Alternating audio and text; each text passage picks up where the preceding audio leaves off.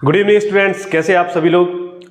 जितने भी आज चैनल पर नए हैं या पहली बार चैनल को देख रहे हैं तो उनसे रिक्वेस्ट है कि सबसे पहले इस चैनल को सब्सक्राइब कर लें ताकि आने वाले जितने भी लेक्चर्स रहेंगे मैथमेटिक्स के उनके नोटिफिकेशन आप लोगों को टाइम पर मिलते रहें। और आप लोग प्लेलिस्ट में जा कर के भी बीएससी फर्स्ट ईयर के सारे लेक्चर्स को देख सकते हैं, ठीक है ना। अभी हालांकि बीएससी फर्स्ट ईयर में केवल अलजेब्रा के लेक्चर्स हैं, ठीक है। और उसके बाद हम लोग आज से जो चैप्टर 6 स्टार्ट कर रहे हैं वेक्टर एनालिसिस का, वो भी जल्द ही समाप्त हो जाएगा, ठीक है ना। ओवरऑल ये है कि बीएससी फर्स्ट ईयर का आपको सारा कंटेंट उसमें मिल जाएगा प्लेलिस्ट में, है ना। बीएससी फर्स्ट ईयर का जो प्लेलिस्ट है, ऐसे ही आपको second year and third year का भी कंटेंट पूरा का पूरा मिल जाएगा, प्लेलिस्ट बनी रहेंगी। तो आज का हमारा टॉपिक है बीएससी फर्स्ट ईयर में चैप्टर नंबर 6 वेक्टर एनालिसिस सदिश विश्लेषण, ठीक है। तो इससे कल वाले लेक्चर में हम लोगों ने थोड़ा 12th में आप लोगों ने क्या क्या पढ़ा है, ठीक है ना, वो कंसेप्ट के बारे में समझा था। आज भी कुछ बेसिक हम लोग इंफॉर्मेशन लेंगे, ठीक है। तो चैप्टर नंबर 6 है वेक्टर एनालिसिस सदिश विश्लेषण, जिसमें हम लोग क्या पढ़ने वाले, scalar and vector product of 3 and 4 vectors, 3 और 4 सदिशों का अदिश और सदिश गुणनफल क्या होता है। आज हम लोग पढ़ने वाले हैं केवल 3 सदिश या 3 वेक्टर का स्केलर एंड वेक्टर प्रोडक्ट। इससे पहले आप लोग पढ़ चुके हैं 2 वेक्टर या सदिश का प्रोडक्ट या गुणनफल क्या होता है। अब प्रोडक्ट या गुणन भी आप लोगों ने 2 टाइप्स का पढ़ा है, एक डॉट प्रोडक्ट और एक क्रॉस प्रोडक्ट। डॉट को क्या बोलते हैं, स्केलर प्रोडक्ट, स्केलर प्रोडक्ट या अदिश गुणनफल, ठीक है ना। क्रॉस को क्या बोलते हैं, वेक्टर प्रोडक्ट्स, वेक्टर प्रोडक्ट्स या सदिश गुणनफल, है ना। ये भी आप लोग पढ़ चुके हैं और कल भी इस पर हम लोगों ने डिस्कशन किया था। इसको मैं रब कर देता हूं। जैसे हमारे पास 2 वेक्टर होते थे, ठीक है ना, 2 वेक्टर ए और बी, तो इनमें 2 टाइप से 2 प्रकार का प्रोडक्ट या गुणन होता था, ठीक है ना। उसको समझते हैं। एक होता था डॉट प्रोडक्ट, वेक्टर ए और बी के बीच में डॉट प्रोडक्ट होता था, या फिर क्रॉस प्रोडक्ट होता था, ठीक है ना। ये भी आप लोगों ने पढ़ा था। तो इसको क्या बोलते थे, अदिश गुणन या स्केलर प्रोडक्ट, स्केलर प्रोडक्ट, या इसको क्या बोलते हैं, वेक्टर प्रोडक्ट, हिंदी में सदिश गुणन और इसको अदिश गुणन, ठीक है ना। ये भी आप लोगों ने पढ़ा था। अब यदि इस डॉट प्रोडक्ट की बात करें तो मैं थोड़ी सी इसकी जानकारी दे रहा हूँ, फिर ट्रिपल प्रोडक्ट की बात करेंगे। तो क्या होता था कि वेक्टर ए और वेक्टर बी में यदि डॉट प्रोडक्ट होता था तो उसका क्या रिजल्ट आता था, mod of vector A and mod of vector B cos theta, ठीक है ना। तो ये थीटा क्या है, थीटा सपोज दैट एक वेक्टर है ए, ठीक है ना, और एक वेक्टर है बी, ठीक है। और इसके बीच में जो ये एंगल है, कोण है, वो क्या है, थीटा है। तो इसी को यही है कॉस थीटा, ठीक है ना। ये है cos theta, vector mod of vector A and mod of vector B, दोनों का प्रोडक्ट क्या होता था, इसका मॉड और बीच का एंगल, ठीक है ना। तो ये भी ए बी स्केलर और इसके स्केलर, तो जो रिजल्ट आता था वो भी क्वांटिटी को किस टाइप की आती थी, स्केलर क्वांटिटी या अदिश राशि ही हमको मिलती थी, ठीक है ना। ये भी स्केलर है, इसका प्रोडक्ट करेंगे तो ये भी स्केलर आएगा, ये भी स्केलर आएगा और इसका भी रिजल्ट स्केलर आएगा। तो फाइनली जो हमको क्वांटिटी या राशि मिलती थी वो भी क्या आती थी, स्केलर क्वांटिटी या अदिश राशि ही मिलती थी, ठीक है ना। अब सेकंड टाइप का प्रोडक्ट है क्रॉस प्रोडक्ट या वेक्टर प्रोडक्ट। इसको कैसे डिफाइन करते थे, एक वेक्टर ए है और इसका वेक्टर प्रोडक्ट किया वेक्टर बी से, तो क्या vector magnitude of vector A and magnitude of vector B, ठीक है ना। और जो एंगल आता था वो आता था साइन थीटा, ठीक है ना। और इसके साथ कैप एन या यूनिट वेक्टर भी मल्टीप्लाई होता था। क्यों होता था, क्योंकि ये प्रोडक्ट है ए क्रॉस बी, तो सपोज ये जो एंगल है vector A cross vector B की ये डायरेक्शन जो यूनिट वेक्टर एन है वो रिप्रेजेंट करता है। जैसे ये प्लेन है, ऐसे में आपको समझ में नहीं आएगा, ये प्लेन है जैसे मेरा, ठीक है ना, ये प्लेन हाथ है मेरा, कैसे समझाएं, ठीक है। तो एक मान लीजिए ए वेक्टर ए है और वेक्टर बी है, तो ये जो है ये क्या है, वेक्टर एन कैप जो यूनिट वेक्टर को रिप्रेजेंट कर रहा है वो ए क्रॉस बी की डायरेक्शन बता रहा है। कौन, वेक्टर एन क्या है, ये डस्टर है, ठीक है ना, जो यूनिट वेक्टर को रिप्रेजेंट कर रहा है और ए क्रॉस बी की डायरेक्शन बता रहा है, ठीक है। तो जब डायरेक्शन साथ रहती है तभी तो क्रॉस प्रोडक्ट या वेक्टर प्रोडक्ट बोलेंगे, है ना, और इसमें दिशा नहीं रहती है इसलिए इसको स्केलर प्रोडक्ट या अदिश बोलते हैं, ठीक है ना। तो समझ आया। तो इसमें जो ये एन कैप एन है वो यूनिट वेक्टर है और इस ए क्रॉस बी की डायरेक्शन को बता रहा है। तो ए क्रॉस बी क्या होगा, magnitude of A magnitude of B, और ये भी स्केलर है, इससे भी स्केलर आएगा, इससे भी स्केलर आएगा, पर इसके साथ यदि इस यूनिट वेक्टर को मल्टीप्लाई करें तो वो इसकी डायरेक्शन बताता है कि इसकी डायरेक्शन क्या है। तो ए क्रॉस बी की डायरेक्शन क्या होती है, एन कैप की तरफ होती है, ठीक है ना। ये इसकी डायरेक्शन या यूनिट वेक्टर इसको बता रहा है, ठीक है ना, समझ आया होगा ये। तो इससे क्या मिला हमको, दो वेक्टर को जब क्रॉस प्रोडक्ट किया जाता है तो उससे हमको वेक्टर क्वांटिटी या सदिश राशि ही मिलती है, ठीक है। एन की जो डायरेक्शन रहती है, जो यूनिट वेक्टर एन है, इसकी डायरेक्शन किस पर डिपेंड करती है कि ए बी की तरफ गया है कि बी ए की तरफ रोटेट हुआ है, इससे एन की डायरेक्शन हमको मालूम होती है, ठीक है ना। तो समझ आया होगा कि हम लोग अभी क्या पढ़ा, दो वेक्टर होते थे तो उसका एक डॉट प्रोडक्ट और एक क्रॉस प्रोडक्ट, इसको डिफाइन कैसे करते थे, इस टाइप से करते थे, एक डॉट को magnitude of A magnitude of B cos theta, तो इससे जो हम लोगों को फाइनली रिजल्ट मिलता था वो भी स्केलर क्वांटिटी या अदिश राशि मिलती थी। और ए क्रॉस बी, ठीक है, या वेक्टर ए और वेक्टर बी का वेक्टर प्रोडक्ट या सदिश गुणन जब करते थे तो उसको किस टाइप से लिखते हैं, किस फॉर्म में लिखते हैं, magnitude of vector A magnitude of vector B and उसके बीच का एंगल साइन थीटा के फॉर्म में लेते थे, और उसके साथ साथ डायरेक्शन भी बताई जाती, बिकॉज क्योंकि हम लोग वेक्टर प्रोडक्ट कर रहे हैं या सदिश गुणन कर रहे हैं, ठीक है, इसलिए इस यूनिट वेक्टर को भी हम लोग मल्टीप्लाई कर देते हैं ताकि डायरेक्शन हमको बता सके ये, ठीक। तो इससे फाइनली जो हम लोगों को क्वांटिटीज या राशि मिलती है उसको हम लोग सदिश राशि या वेक्टर क्वांटिटी कहते हैं। अच्छा, अब हम समझते हैं डॉट प्रोडक्ट वेक्टर ए और वेक्टर बी का ज्योमेट्रिकल मीनिंग क्या होता है ना, ज्यामितीय अर्थ क्या होता है, वो अब हम लोग समझने वाले हैं। अब हम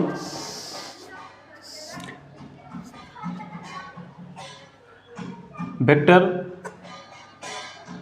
बी से वेक्टर ए पर प्रोजेक्शन ड्रॉ करते हैं। इसके लिए क्या करते हैं, एक परपेंडिकुलर या लंब ड्रॉ करते हैं, ये ओ है एम, ठीक है ना, एक लंब या परपेंडिकुलर ड्रॉ करते हैं।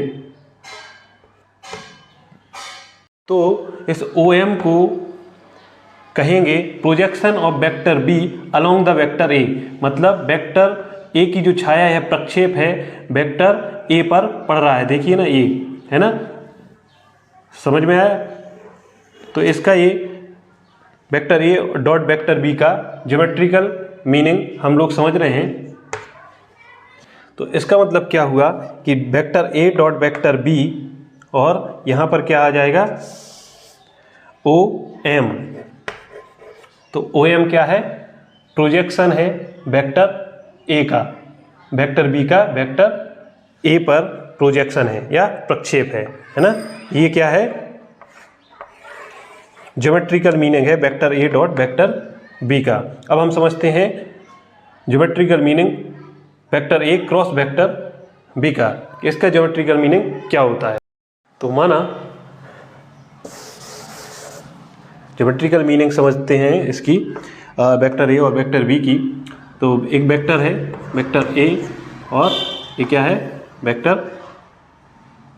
बी, ठीक। तो इसकी एडजेसेंट साइड या आसन्न भुजाएं मान लेते हैं इस टाइप से ये, और इसकी आसन्न भुजाएं क्या है ये क्या बन गया, एक पैरेललोग्राम या समानांतर चतुर्भुज बन गया है ना, समानांतर चतुर्भुज हाँ बन गया। ठीक है, तो A क्रॉस B इस पैरेललोग्राम या समानांतर चतुर्भुज का एरिया या क्षेत्रफल बताता है। क्या बताता है? एरिया, या इसका क्या है, वेक्टर एरिया बताता है। और यदि इस A क्रॉस B का हम लोग मैग्नीट्यूड ले लें, मॉड ले लें, तो जो हमको नंबर मिलेगा वो न्यूमेरिकल टाइप का रहेगा, जिसको बोलेंगे स्केलर या अदिश क्षेत्रफल, है ना। इसका अदिश क्षेत्रफल ये कहलाता है। तो A क्रॉस B क्या कहलाता है? इस समानांतर चतुर्भुज या पैरेललोग्राम का एरिया कहलाता है, वेक्टर एरिया कहलाता है ना, सदिश क्षेत्रफल कहलाता है। ठीक, तो ये इसका होगा ज्योमेट्रिकल मीनिंग वेक्टर प्रोडक्ट का। ठीक है ना, A क्रॉस B का। आई होप आप लोगों को समझ में आ रहा होगा। और इस एरिया या A cross B, vector A cross vector B की डायरेक्शन क्या रहेगी, अभी हम लोगों ने समझा है, ये बिल्कुल इसके परपेंडिकुलर रहेगी, जिसको हम लोग यूनिट वेक्टर n से रिप्रेजेंट करते हैं। मतलब मान लीजिए आपका एक जिस रूम में है वो समानांतर या पैरेललोग्राम का टाइप का है, तो उस पे इस टाइप से जो परपेंडिकुलर या लंबवत जो दीवार की जो एड्स रहेगी वो क्या कहलाएगा, इसकी डायरेक्शन कहलाएगी vector A cross vector B की डायरेक्शन n कैप या यूनिट वेक्टर कहलाती है। ठीक है ना, समझ में आया? तो अभी तक हम लोगों ने समझ लिया है टू वेक्टर का प्रोडक्ट क्या होता है, स्केलर और वेक्टर प्रोडक्ट। अब हम लोग समझने वाले हैं थ्री वेक्टर का प्रोडक्ट क्या होता है। ठीक है, इसको रब करके अच्छा, तो मान लेते हैं हमारे पास तीन वेक्टर हैं, vector A, vector B, vector C। तो इन तीन प्रोडक्ट का वेक्टर हम लोग दो तरीके से बना सकते हैं, है ना। इन तीन वेक्टर का प्रोडक्ट हम लोग दो तरीके से बना सकते हैं। एक है vector A cross vector B, ठीक है ना, और इसका डॉट प्रोडक्ट करेंगे अनदर वेक्टर से, वेक्टर C से। और एक सिचुएशन में क्या करेंगे, वेक्टर A वेक्टर B, इन दोनों का क्रॉस प्रोडक्ट या वेक्टर प्रोडक्ट करेंगे अनदर वेक्टर C से। ठीक है ना, चीज़ें वही हैं, बस उसमें एक वेक्टर और हो गया, दो वेक्टर की जगह अब हम लोगों ने तीन वेक्टर ले लिए हैं। अच्छा, तो इस टाइप के वेक्टर को क्या बोलते हैं, अदिश त्रिक गुणन या ट्रिपल प्रोडक्ट वेक्टर, है ना। क्यों कहते हैं, क्योंकि इसमें थ्री वेक्टर हैं या तीन वेक्टर हैं, तो उसमें पहले दो वेक्टर का क्रॉस प्रोडक्ट होता है या सदिश गुणन होता है, और उन दोनों का तीसरे वेक्टर से अदिश गुणन होता है या स्केलर प्रोडक्ट होता है। इसलिए इसको कहते हैं स्केलर ट्रिपल प्रोडक्ट या अदिश त्रिक गुणन कहते हैं। ठीक है ना, और इस टाइप के वेक्टर, इसमें भी थ्री वेक्टर हैं, तो दो वेक्टर का क्रॉस प्रोडक्ट या वेक्टर प्रोडक्ट करके अनदर वेक्टर से वेक्टर प्रोडक्ट करते हैं, तो इसको बोलते हैं सदिश त्रिक गुणन या वेक्टर ट्रिपल प्रोडक्ट। ठीक है ना, समझ में आया ये क्या है, वेक्टर ट्रिपल प्रोडक्ट और स्केलर ट्रिपल प्रोडक्ट। ठीक है, बस चीज़ें वही हैं, बस इसमें तीन प्रोडक्ट हो गए हैं, तीन वेक्टर हो गए हैं या तीन सदिश हो गए, इसलिए इसको ट्रिपल प्रोडक्ट कहते हैं। ये क्या है, स्केलर ट्रिपल प्रोडक्ट, और ये क्या है, वेक्टर ट्रिपल प्रोडक्ट या सदिश त्रिक गुणन हिंदी में, और अदिश त्रिक। अब हम लोग समझते हैं स्केलर ट्रिपल प्रोडक्ट या अदिश त्रिक गुणन की परिभाषा या डेफिनेशन क्या होती है। तो स्केलर ट्रिपल प्रोडक्ट में if vector A, vector B and vector C be any three vectors, then the dot products of one vector with the vector product of other two vectors। इसका मतलब क्या है, यदि हम लोग तीन वेक्टर कोई लेते हैं, वेक्टर A, B, C, और उसको स्केलर प्रोडक्ट हम लोग कब बोलेंगे, जब वेक्टर A के साथ एक वेक्टर को डॉट प्रोडक्ट करते हैं किन्हीं भी दो वेक्टर के सदिश गुणन या वेक्टर प्रोडक्ट के साथ। ठीक है ना, तो इस टाइप के वेक्टर को क्या बोलते हैं हम लोग, are called scalar triple product of vector A, B and vector C। अदिश त्रिक गुणन बोलते हैं वेक्टर A, B और C के। ठीक है ना, तो अज्यूम कर लेते, मान लेते हैं कोई भी, अच्छा इसको हम लोग ऐसे भी लिख सकते हैं, vector A, vector B, vector C, या इसको इसको ऐसे भी लिख सकते हैं वेक्टर ए और cross vector B dot vector C, या इसको ऐसे भी लिख सकते हैं vector A cross vector C dot vector B. तीनों बातें एक सी हैं, एक समान है, ठीक है ना। उसमें किसी एक की वैल्यू हम लोग यदि के एज्यूम कर ले, मान लेते हैं, तो वेक्टर के हम लोग मान लेते हैं और इसमें हम लोग पुट की इस वाले में, तो क्या आया vector A dot vector B vector के। तो ठीक है ना, ये क्या हो रहा है इन दो वेक्टर का डॉट प्रोडक्ट, और वी नो दैट कि दो डॉट प्रोडक्ट से हम लोगों को क्या मिलता है, एक स्केलर क्वांटिटी ही मिलती है। इट मीन्स हम लोगों को तीन प्रोडक्ट जो भी है vector A vector B vector C, इससे भी हम लोगों को क्या मिलेगी, एक स्केलर क्वांटिटी। इसलिए हम लोगों ने अज्यूम करके बताया है कि जैसे वेक्टर दो वेक्टर रहते थे, टू वेक्टर्स वेक्टर ए और वेक्टर बी, उसके डॉट प्रोडक्ट से हम लोगों को क्या मिलती थी, एक स्केलर क्वांटिटी। अभी हम लोग समझ चुके हैं। ऐसे ही तीन प्रोडक्ट रहते हैं, उनके भी जब हम लोग स्केलर प्रोडक्ट करते हैं, ठीक है ना, तो उससे भी हम लोगों को एक स्केलर क्वांटिटी मिलती है ना। कैसे मिलती है ये आप समझ गए हैं कि इसको हम लोगों ने अज्यूम किया, वेक्टर के माना और उससे हम लोगों को ये मिला, ठीक है ना। और इन दोनों का प्रोडक्ट क्या होता है, एक स्केलर क्वांटिटी ही रहता है। इसलिए इसका मतलब ये है कि vector A dot vector B cross vector C से भी हम लोगों को एक अदिश राशि या स्केलर क्वांटिटी ही मिलेगी। आई होप आप लोगों को ये डेफिनेशन अच्छे से समझ आई होगी। अच्छा, इस टाइप के वेक्टर को हम लोग मिक्स्ड प्रोडक्ट भी कहते हैं। क्यों कहते हैं, क्योंकि इसमें मिक्स्ड प्रोडक्ट है, डॉट प्रोडक्ट भी है, क्रॉस प्रोडक्ट भी है। तो इस टाइप के प्रोडक्ट को हम लोग मिक्स्ड प्रोडक्ट भी कहते हैं। तो अब हम लोग समझने वाले हैं geometrical meaning of scalar triple product vector A dot vector B cross vector C का, है ना। इसका मतलब क्या है कि ज्यामितीय अर्थ समझेंगे हम लोग अदिश त्रिक गुणन का। अदिश त्रिक गुणन क्या है, vector A dot vector B cross vector C, ठीक है ना। ये क्या है, अदिश त्रिक गुणन। तो इसमें यदि ये चीज प्रूव कर लें कि ये जो अदिश त्रिक गुणन है या वेक्टर स्केलर ट्रिपल प्रोडक्ट है, ये न्यूमेरिकली इक्वल है किसके, इसके वॉल्यूम के। ये क्या है, पैरेललोपाइड या षटफलक समांतर, ठीक है ना, समानांतर षटफलक, ठीक है ना। यदि इसके बराबर इसका वॉल्यूम आ जाता है, ये इक्वल क्या है, इसके वॉल्यूम या आयतन के बराबर। तो जब भी आपको इस टाइप के पैरेललोपाइड का आयतन या वॉल्यूम पूछा जाएगा, तो डायरेक्ट आप इसके माध्यम से आप इसको सॉल्व कर पाएंगे। इसलिए हमारा मकसद है, इसलिए इतना सब आज को बता रहे हैं, ताकि इस टाइप के जब क्वेश्चन आएंगे तो उसमें डायरेक्ट आप इसके माध्यम से इस टाइप के जो वॉल्यूम है वो आप फाइंड कर पाएंगे, ठीक है ना। और कभी कभी ये आ भी जाता है आपको कि geometrical meaning of scalar triple product prove करिए, ठीक है ना। तो ये है पैरेललोपाइड हमारा, ठीक है ना। और इसकी जो कोरे हैं या एजेस हैं वो क्या है, कॉन्करेंट हैं, संगामी हैं, एक पॉइंट से निकल रही हैं। देखिए ओ ए ओ बी ओ सी, ठीक है। अच्छा, इसको रब कर लेते हैं ताकि ये जो फिगर है वो साइड में बना के यहाँ पर इसका डेरिवेशन आसानी से कर सकें। हमारे पास स्पेस कम है।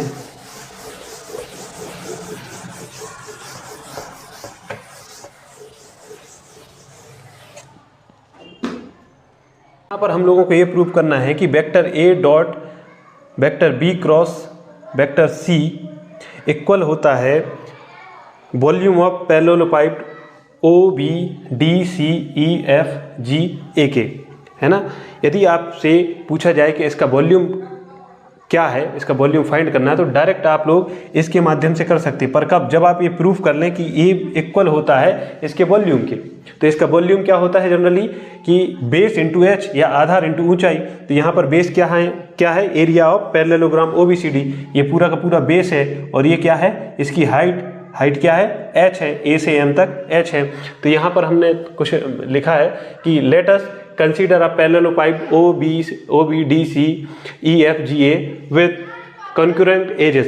तो कैसी एजेस हैं, संगामी कोरे हैं या कॉन्करेंट एजेस हैं। क्या है, ओ ए जिसको वेक्टर ए है, ओ ए बराबर क्या है vector A, and O B equal क्या है vector B, and O C equal क्या है वेक्टर सी, ठीक है ना। ओ इक्वल क्या है vector A, O B equal क्या है vector B, and O C equal क्या है वेक्टर सी। ए क्या है, कॉन्करेंट एजेस या संगामी कोरे हैं। क्यों, क्योंकि ये एक ही पॉइंट से निकल रही हैं, ठीक है ना। और let N cap N be unit vector जो परपेंडिकुलर कहाँ पर है, parallelogram O B D C, ठीक है ना। आप देख सकते हैं कि ये एन क्या है, एक यूनिट वेक्टर है और ए इस पर परपेंडिकुलर है, लंबवत है, किस पर, ओ बी डी सी पर, जो एक पैरेललोग्राम है या समांतर चतुर्भुज है, ठीक है ना। Having the direction B cross C, इसके बारे में हम लोग पहले भी पढ़ चुके हैं कि बी क्रॉस सी इसका एरिया होता है, पैरेललोग्राम का एरिया होता है क्या, बी क्रॉस सी, और इसके साथ साथ हमको डायरेक्शन भी बतानी पड़ती है। तो डायरेक्शन क्या है यहाँ पर, यूनिट वेक्टर एन है, ठीक है ना, ये ऐसा बताया था ना। और ये खड़ा जो रहता है ये क्या है, इसका डायरेक्शन बताता है कि इस बी क्रॉस सी का जो एरिया आता है उसकी डायरेक्शन क्या है, परपेंडिकुलर होती है, लंबवत होती है। तो एन क्या है यहाँ पर, यूनिट वेक्टर है जो परपेंडिकुलर है parallelogram O B D C पर, having direction B cross C from A draw, ठीक है ना, ए से ड्रॉ किया हमने एक परपेंडिकुलर एम, ठीक है ना, A M perpendicular to the plane O B D C पर, ठीक है ना। तो ए एम कहाँ पर लंबवत है या परपेंडिकुलर है, ओ बी डी सी पर, इसी पैरेललोग्राम पर, ठीक।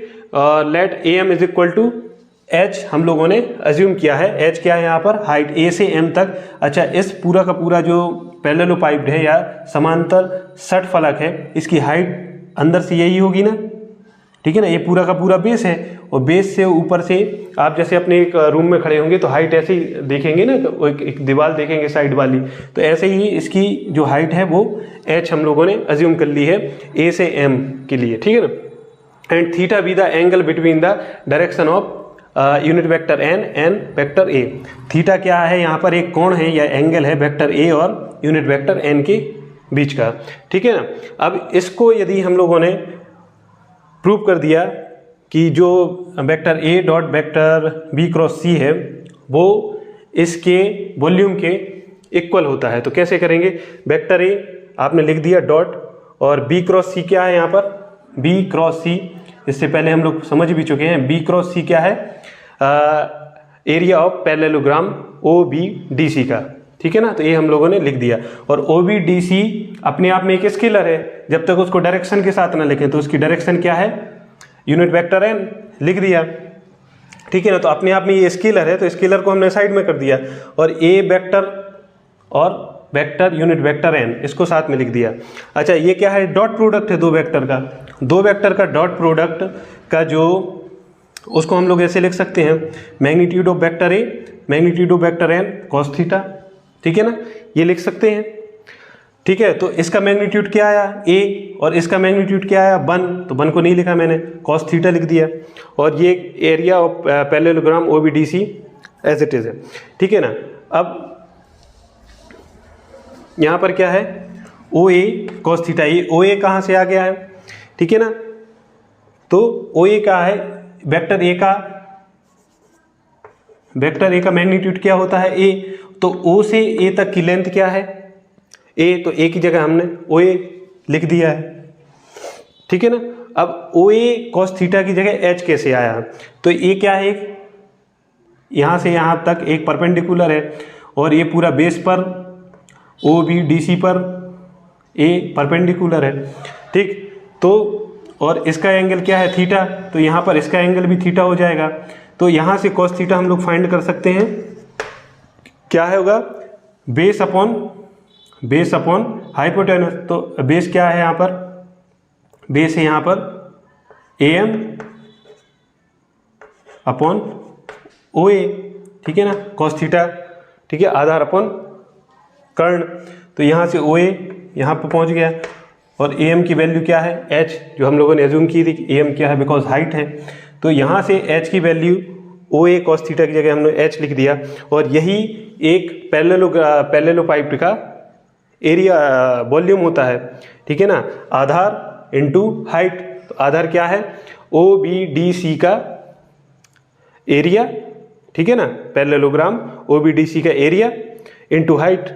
तो ये क्या आ गया, पूरा का पूरा volume of parallelepiped O B D C E F G H का, समांतर षटफलक O B D C E F का आयतन किसके बराबर होता है, किसके इक्वल होता है, किसके इक्वल होता है, vector of A dot vector B cross vector C.